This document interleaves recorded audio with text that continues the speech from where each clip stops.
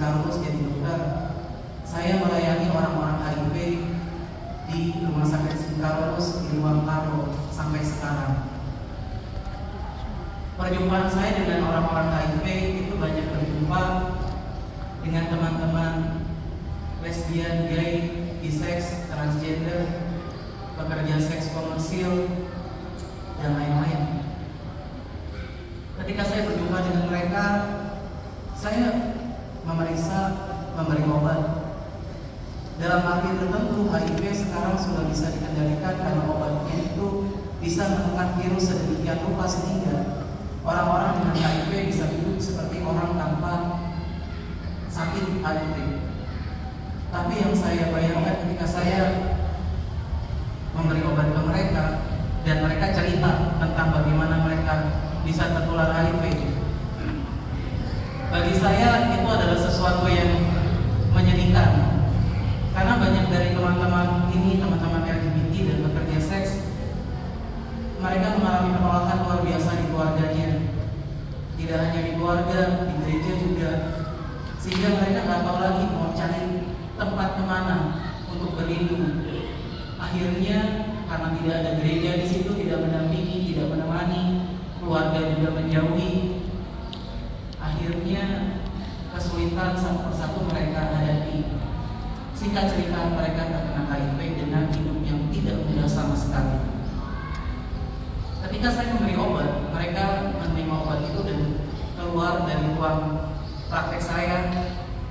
Ketika saya melihat tubuh mereka, saya membayangkan mereka kembali ke dalam kehidupan yang gak mudah lagi. Penolakan di sana sini, mungkin kembali ke dalam kehidupan yang sangat berisiko, entah itu narkoba, entah itu pergaulan bebas yang pasti sangat merusak jiwa mereka. Di atas pintu ruang praktek saya itu ada salib. Terus saya bilang ke Tuhan, ini gimana? Saya bisa membantu mereka, tubuh mereka mungkin selamat, tapi gimana jiwa mereka? Gini aja Tuhan, kita tukeran aja. Tuhan ambil hidup saya, tapi Tuhan, bagaimanapun caranya Engkau selamatkan mereka. Ini adalah titik kesekian saya menyerahkan hidup saya ke Tuhan, dan di titik inilah saya masuk ke seminari untuk jadi romo di Kusuma Agung Jakarta. Saya nggak tahu gimana cara Tuhan berkarya, tapi ya sudahlah, saya menyerahkan diri saja dulu kepada Tuhan. Singkat cerita, saya berjumpa dengan Romo Carlos Putranto, Romo Hari Danto. Kita bertiga punya keprihatinan yang sama terhadap HIV dan teman-teman LGBT.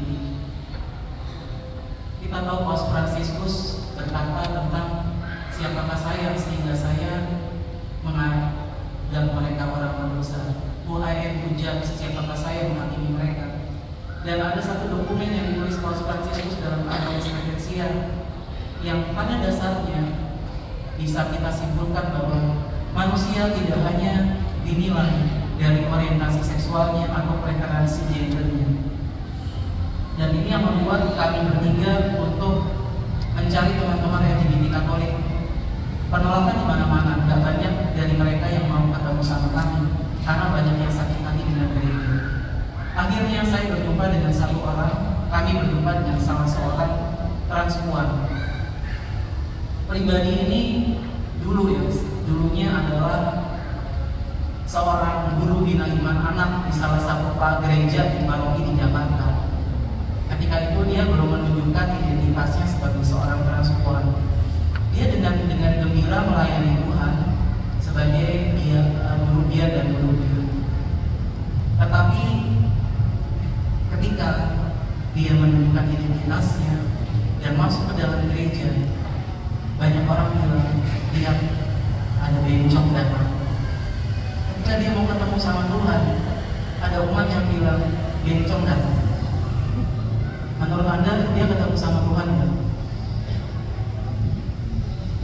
Enggak ya? Enggak ketemu.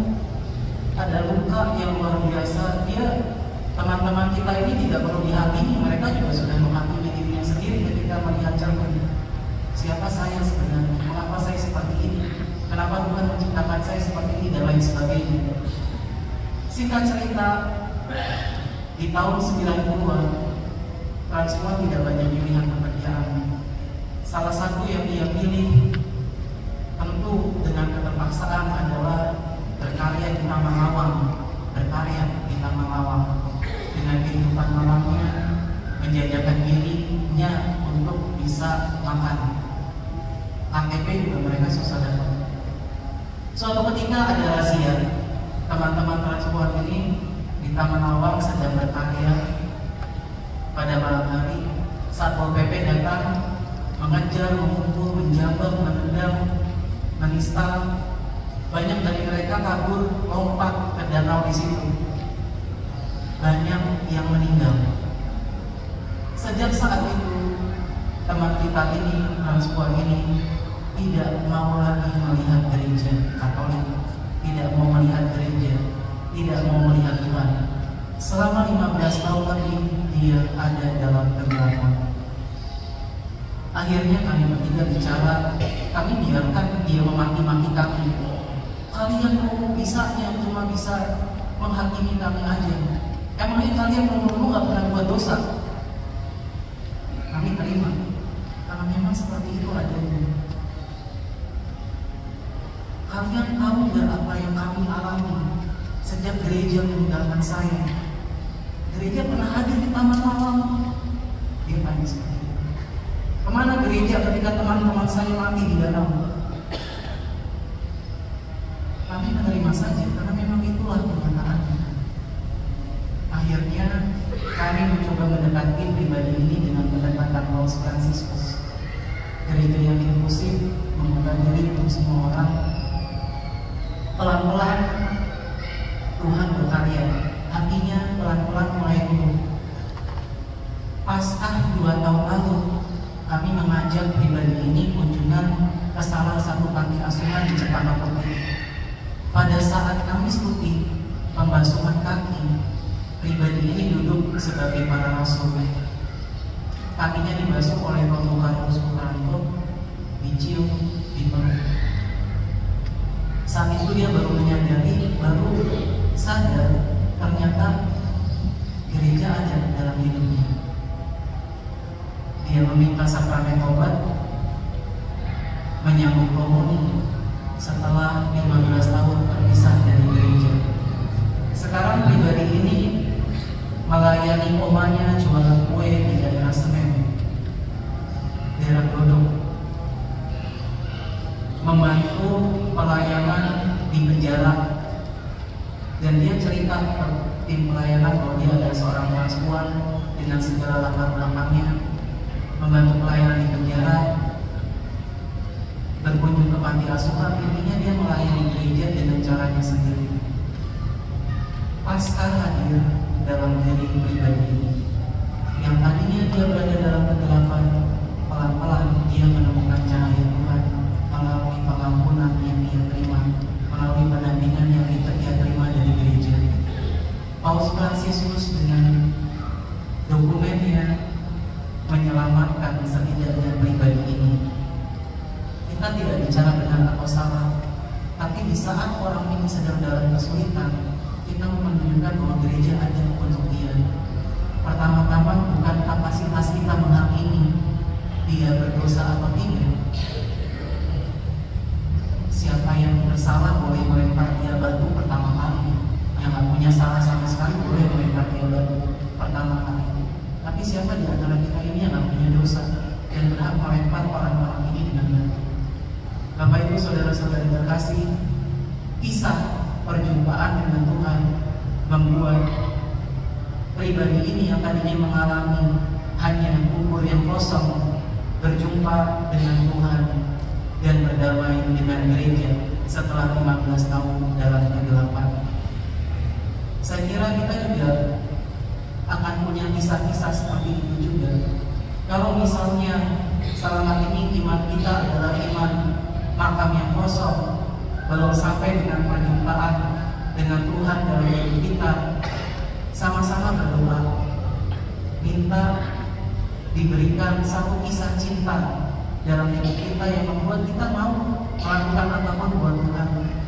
Saya itu dalam perjalanan iman saya, Ketika saya kuliah di Semarang, saya baca buku tentang Fransiskus Assisi, saya baca buku Yohanes Maria Vianney, saya baca buku Ibu Teresa Pamuka. Saya bertanya-tanya, kenapa orang-orang ini mau melakukan hal-hal seperti itu? Apa yang membuat mereka yakin untuk mengorbankan dirinya untuk orang lain? Pasti ada sesuatu yang luar biasa dalam hidup mereka, sehingga mereka mau melakukan itu. Kalau hanya sekadar mereka melihat makam kosong, nggak mungkin orang-orang ini mau berkorban sedemikian rupa untuk Tuhan. Pasti mereka mengalami perjumpaan dengan Tuhan yang bangkit. Dan itulah yang kita mohonkan kepada Tuhan. Tidak hanya makam kosong yang ada dalam iman kita, tapi perjumpaan dengan Tuhan yang bangkit. Untuk itu, nanti sebentar lagi kita akan memasuki ritus pemberkatan air suci, lalu Anda akan memperbaharui janji baptis. Di situ ada yang namanya eksorsis. Kalau Anda bicara eksorsis itu bukan hanya semata-mata pelepasan roh jahat seperti di film-film yang orang yang terbang kesana kemari gitu ya. Terus saya pindahin roh jahat ke ayam ya. Nggak seperti itu juga. Mungkin ada, tapi tidak seperti itu dalam ritus liturgi Gereja Katolik secara umum. Pada saat Paskah nanti Anda akan ditanya, apakah saudara menolak godaan setan? Ya, saya menolak. Itu adalah salah satu bentuk eksorsis dalam diri Anda. Apakah saudara menolak kejahatan di dalam diri saudara? Itu juga salah satu bentuk eksorsis. Oleh karena itu, kekuatan malam Paskah ini benar-benar luar biasa, menyalakan cahaya di dalam kegelapan hidup kita. Bapak Ibu, saudara-saudari terkasih, mudah-mudahan Paskah tahun ini membawa kita kerinduan, setidak-tidaknya rindulah untuk melihat Tuhan Yesus yang bangkit, seperti Maria Magdalena berjumpa dengan Tuhan, seperti Petrus berjumpa dengan Tuhan, seperti dua orang murid di Emmaus berjumpa dengan Tuhan, tidak berhenti di makam kosong. Mari kita hening sejenak.